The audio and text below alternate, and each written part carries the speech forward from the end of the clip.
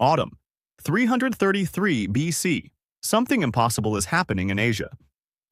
A young Macedonian king, barely 23 years old, has done what no Greek has managed in 2 centuries. He's invaded the Persian Empire, and he's still alive. Persian satraps have fallen.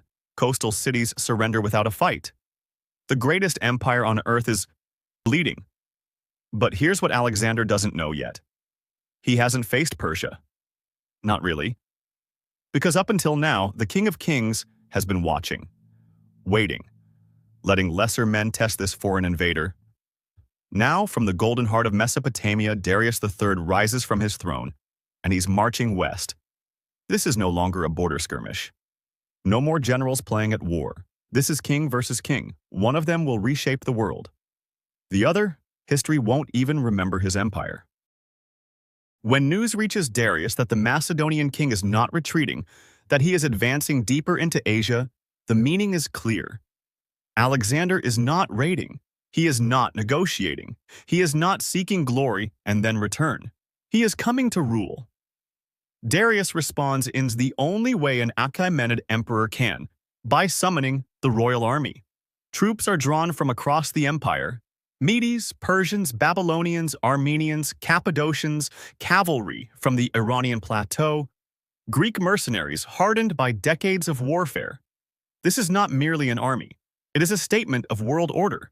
For 200 years, Persian kings have ruled by distance. They crush rebellions without appearing. They delegate war. They let the size of their empire do the fighting for them. But now Darius himself marches west. For Alexander, this changes everything. No longer is he fighting the outer skin of the empire. Now, the heart is moving toward him. Alexander advances through Cilicia, a narrow corridor between the Taurus Mountains and the sea. His army is lean, experienced, and dangerous. His men trust him completely because he fights where they fight. But intelligence in the ancient world is fragile. Darius, believing Alexander is still south, marches north. And in one of history's great ironies, the two armies pass each other unknowingly. When the truth is discovered, both kings turn back. The battlefield is set near the small coastal town of Issus, and it is here, in a narrow strip of land between mountains and sea, that the fate of Asia will be decided. At Issus, numbers no longer matter. Darius commands a force vastly larger than Alexander's, but the terrain compresses the Persian advantage. Mountains block maneuver. The sea anchors one flank. Rivers cut across the field. Alexander understands immediately. This battlefield is not a trap for him. It is an opportunity. He places his phalanx in the center, shields locked, sarissas angled forward like a wall of iron. Cavalry anchors both flanks. And on the right, as always, Alexander himself rides with the companion cavalry. Darius positions himself at the center of his line, elevated on a chariot, visible, commanding, imperial. Two kings look across a battlefield. One commands by distance, the other commands by presence. When the battle begins, it is violent and chaotic. Persian troops press the Macedonian left. The river becomes slick with blood. Greek mercenaries fight Greek soldiers with brutal familiarity. Then Alexander moves. He does not charge randomly. He does not seek the biggest mass of enemies. He aims directly at Darius. This is Alexander's genius. He understands that empires are not defeated by killing soldiers, but by breaking authority. If the king breaks, the army breaks. Alexander leads the charge himself, riding at the head of the companions, cutting through Persian cavalry, driving straight toward the imperial chariot. For a moment, the unthinkable happens. The King of Kings sees death coming. Darius turns and flees, and in that instant, the Persian center collapses. Issus is not just a battlefield defeat, it is a psychological rupture. The man believed to rule the world has turned away from a younger king who refuses to. The Persian army dissolves. Alexander has done what no Greek commander has ever done. He has routed the great king in open battle. After the battle, Alexander captures something more valuable than territory. He captures Darius's family, the queen mother, the wife, the daughters of the Persian king. In the ancient world, this is leverage of the highest order. Alexander could humiliate them. He could parade them. He could use them as proof of dominance. Instead, he treats them as royalty. They are guarded, respected, and honored as the family of a king. This is not kindness. This is strategy. Alexander sends a message across Asia. He is not a destroyer of order. He is its replacement. When Darius sends envoys offering peace, ransom, land, and marriage, he is speaking as a Persian king always has, dividing the world, negotiating borders, preserving hierarchy. Alexander refuses. There cannot be two kings of Asia. With those words, compromise ends. The war is no longer about defense or revenge. It is about absolute rule. Over the next 2 years, Alexander does what Darius cannot. He moves forward relentlessly. He secures the eastern Mediterranean. He takes Tyre after a brutal siege. He marches into Egypt and is crowned pharaoh. He is declared son of Amun.